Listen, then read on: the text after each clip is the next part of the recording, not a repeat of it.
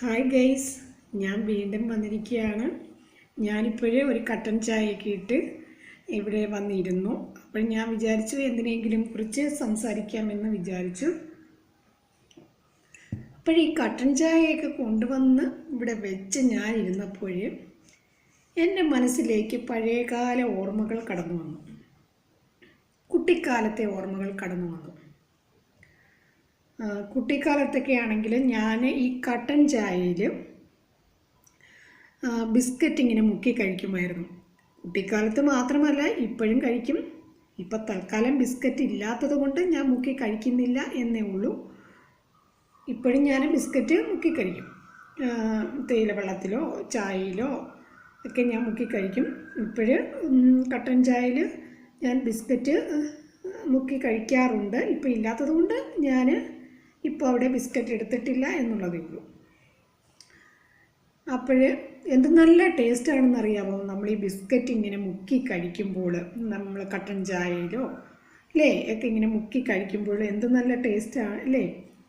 ചിലപ്പോഴിങ്ങനെ നമ്മൾ കട്ടൻ ചായയിലേക്ക് ബിസ്ക്കറ്റ് മുക്കി നമ്മൾ പതുക്കെ ഇങ്ങനെ പൊക്കി നമ്മുടെ വായിലോട്ട് വെക്കുന്നതിന് വേണ്ടി ജസ്റ്റ് ഒന്ന് പൊക്കി വരുമ്പോഴത്തേക്കും ഇത് ഒടിഞ്ഞ് തിരികെ ഇത് നമ്മുടെ ഗ്ലാസ്സിനുള്ളിലേക്ക് തന്നെ പോകാറുണ്ട് അല്ലേ?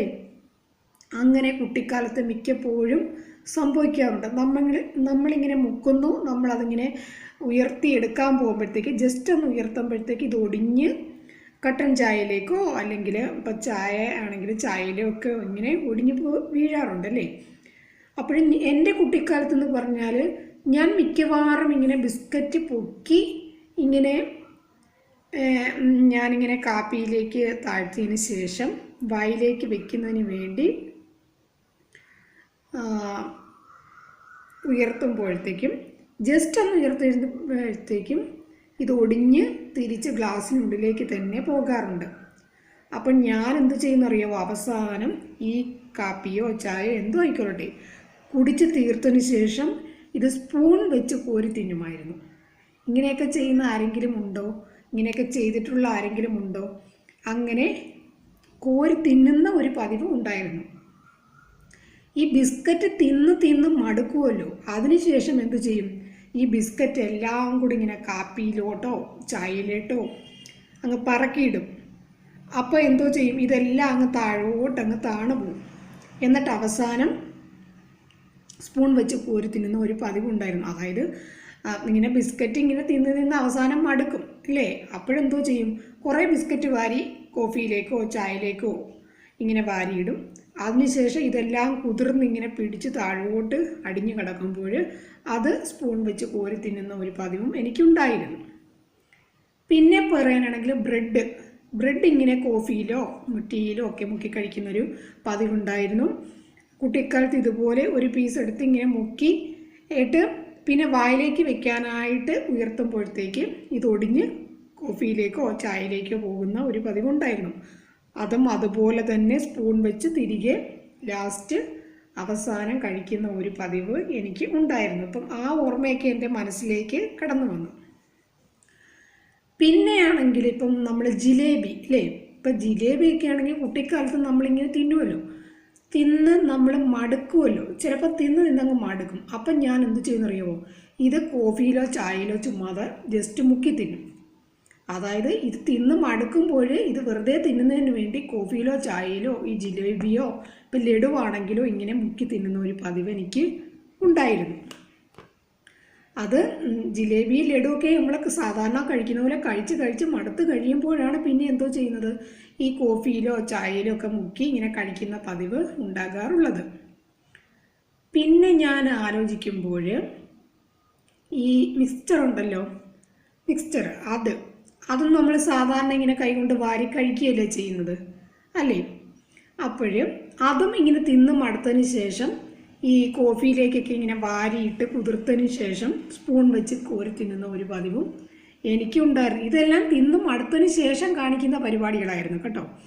ഇങ്ങനെ ഇപ്പം മിച്ചർ, ലഡു, ജിലേബി ഇവയുടെയൊക്കെ കാര്യം എന്ന് പറഞ്ഞാൽ നമ്മൾ സാധാരണ ഇതൊന്നും കോഫിയിലോ ചായയിലോ അല്ലല്ലോ മുക്കി കഴിക്കുന്നത്.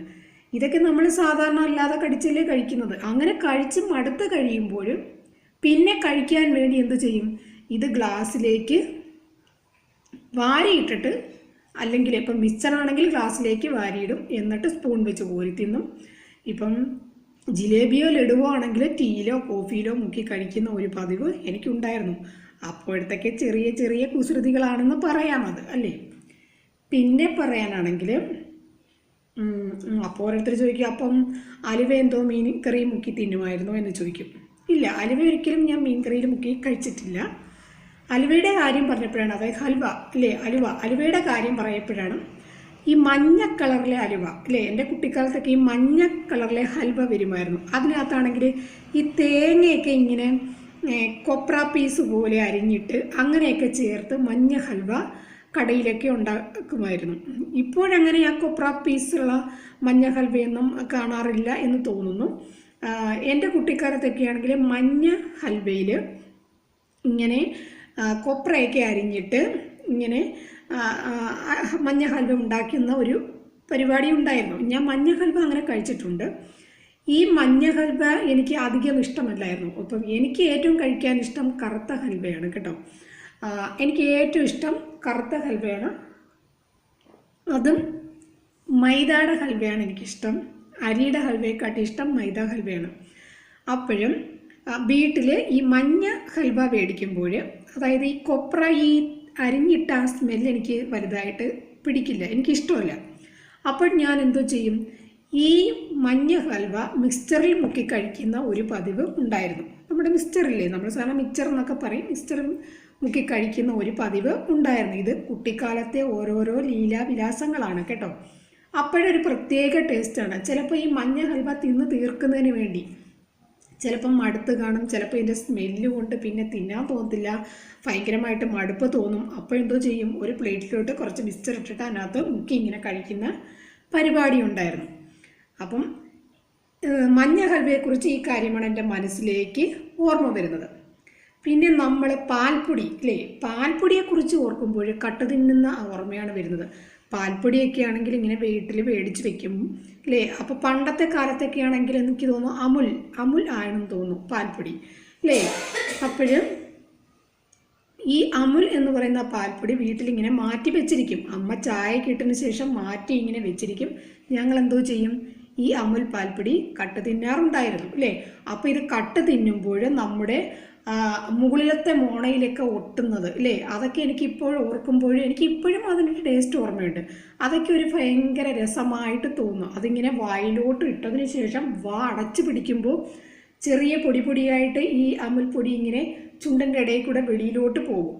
അതായത് വായിലോട്ട് ഇങ്ങനെ സ്പൂൺ വെച്ച് വാരി ഇട്ടതിന് ശേഷം അടയ്ക്കുമ്പോൾ ഈ അമുൽ പൊടി ചെറുതായിട്ട് ഇങ്ങനെ വായിൽ നിന്ന് വെളിയിലോട്ട് ഇങ്ങനെ പോകും കാറ്റടിച്ച്. അതൊക്കെ എനിക്കിപ്പോഴും ഓർമ്മയുണ്ട്. പിന്നെ അടുത്തതായിട്ട് പറയാനാണെങ്കിൽ, പിന്നെ ഫ്രൂട്ട്സിൻ്റെ കാര്യം പറയാനാണെങ്കിൽ ഇല്ലേ, ഫ്രൂട്ട്സിൻ്റെ കാര്യം പറയാനാണെങ്കിൽ ഇപ്പം എനിക്ക് ആപ്പിൾ എന്ന് പറഞ്ഞാൽ എനിക്ക് വലിയ ഇഷ്ടമൊന്നുമില്ലായിരുന്നു അല്ലേ.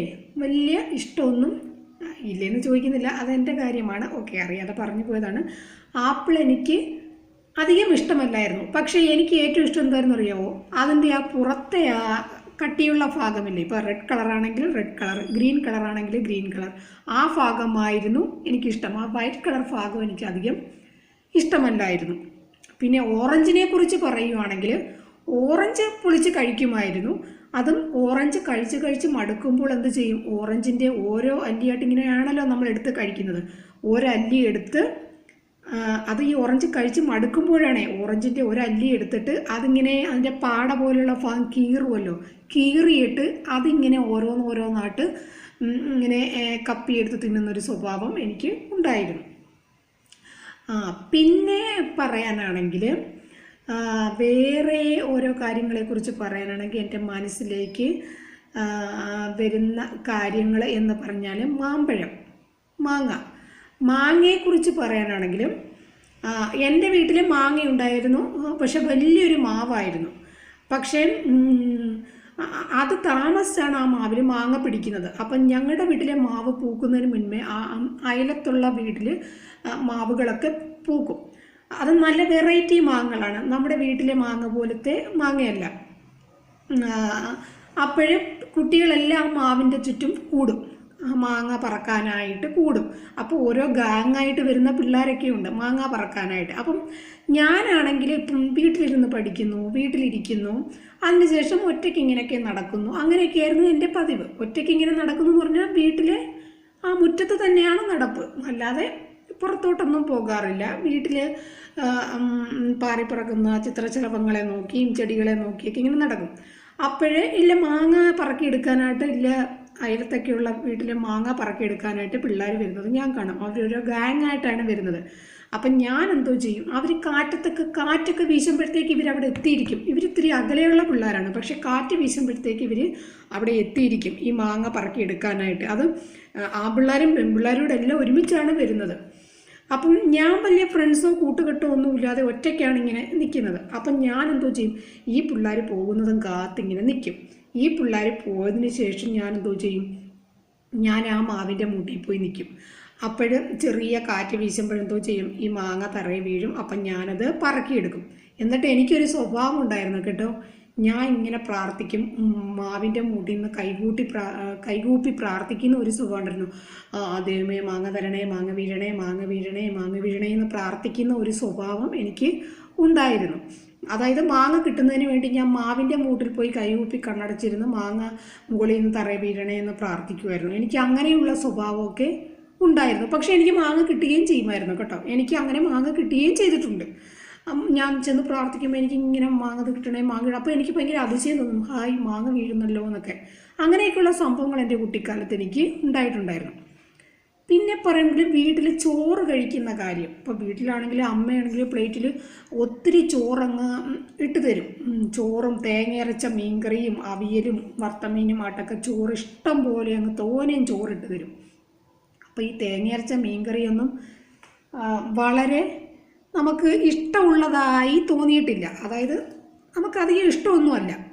അപ്പോൾ ഞാൻ എന്ത് ചെയ്യുമെന്നറിയാമോ, ഞാനാണെങ്കിൽ അപ്പോൾ അത് മൊത്തം കഴിച്ചില്ലെങ്കിൽ അമ്മ വഴക്ക് പറയുമായിരുന്നു. അപ്പം ഞാൻ എന്തോ ചെയ്യുമെന്നറിയാമോ, ഇത് ഇങ്ങനെ കുറച്ച് കഴിച്ചിട്ട് പിന്നെ പാത്രത്തിൻ്റെ ചുറ്റും വട്ടത്തിലിങ്ങനെ വാരി വിതറും. എന്തിനാണെന്നറിയാമോ, ആ താഴെ വീഴുന്ന എന്താണ്, എച്ചിലാണ്. അപ്പം എച്ചിൽ എന്തായാലും നമ്മൾ പറക്കിയെടുത്ത് കഴിക്കില്ലല്ലോ അല്ലേ. അപ്പം ഈ കഴിക്കാൻ പറ്റാത്ത ആഹാര സാധനങ്ങൾ ഞാൻ എന്തിന് ചെയ്യുമായിരുന്നു, പാത്രത്തിന് ചുറ്റും ഇങ്ങനെ വാരിയിടുമായിരുന്നു. അത് അന്നത്തെ കുട്ടിക്കാലത്തെ അറിവില്ലായ്മ കൊണ്ട് ചെയ്യുന്നതാണ് കേട്ടോ. ഇപ്പോഴും നമുക്ക് ആഹാരത്തിൻ്റെ വിലയെക്കുറിച്ച് നമുക്ക് നല്ലപോലെ അറിയാം. അന്നത്തെ കുട്ടിക്കാലത്തെ ഓരോ തെറ്റുകളാണ് അത് കേട്ടോ. അത് അമ്മ കാണാതെ ഇങ്ങനെ ചെയ്യുകയാണ്. അപ്പോൾ അമ്മ ചോദിക്കും, ഇതെന്താ പാത്രത്തിന് ചുറ്റും ഇത്രയും ചോറ് കളയാതെ തിന്നാൻ അറിയത്തില്ലേ എന്നൊക്കെ ചോദിച്ച് വഴക്ക് പറയും. അപ്പം മിണ്ടാതിരിക്കും. കാരണം നമ്മൾ മനഃപൂർവ്വം ചോറ് വാരി പാത്രത്തിന് ചുറ്റും ഇടുന്നതല്ലേ. ചോദിക്കുവാണെങ്കിൽ പറയും അത് എച്ചിലാണെന്ന്. അപ്പം കുറച്ച് ചോറ് തിന്നാൽ മതിയല്ലോ. അങ്ങനെയൊക്കെയുള്ള കുസൃതികൾ ചെയ്തതായിട്ട് എൻ്റെ മനസ്സിലേക്ക് ഇപ്പോഴും ഓർമ്മ വരികയാണ്. അപ്പം ഇത്രയൊക്കെ കാര്യങ്ങളാണ് ഇപ്പം ഞാൻ ഓർക്കുമ്പോൾ എൻ്റെ മനസ്സിലേക്ക് കടന്നു വരുന്ന പ്രധാന ഓർമ്മകൾ.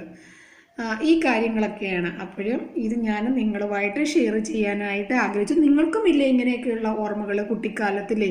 നിങ്ങൾ കുട്ടിക്കാലത്ത് ഇങ്ങനെ മാങ്ങ പറക്കാൻ പോയതും അല്ലേ, അങ്ങനെയൊക്കെയുള്ള കാര്യങ്ങളൊക്കെ നിങ്ങൾക്കും ഉണ്ടായിട്ടില്ലേ? ഇപ്പം വീട്ടിൽ എന്തെങ്കിലുമൊക്കെ ബേക്കറി ഐറ്റംസൊക്കെ വാങ്ങിക്കൊണ്ട് വരുമ്പോൾ നിങ്ങളെങ്ങനെയാണ് കഴിച്ചിരുന്നത് അല്ലേ? അതൊക്കെ നിങ്ങൾക്കും കാണില്ലേ അതിനെക്കുറിച്ചുള്ള ഓർമ്മകളൊക്കെ അല്ലേ? ഞാനിവിടെ എൻ്റെ ഓർമ്മകൾ നിങ്ങളുമായിട്ട് ഷെയർ ചെയ്യാനായിട്ട് ആഗ്രഹിച്ചു. Okay, thank you, bye. അപ്പോൾ എല്ലാവർക്കും ഒരു ശുഭരാത്രി നേരുന്നു. ഞാൻ ബൈ എന്ന് പറഞ്ഞപ്പോൾ അത് എന്തോ ഒരു ഇടറിപ്പോയി കേട്ടോ. Okay, sorry. അപ്പം എല്ലാവർക്കും ശുഭരാത്രി നേരുന്നു. ബൈ.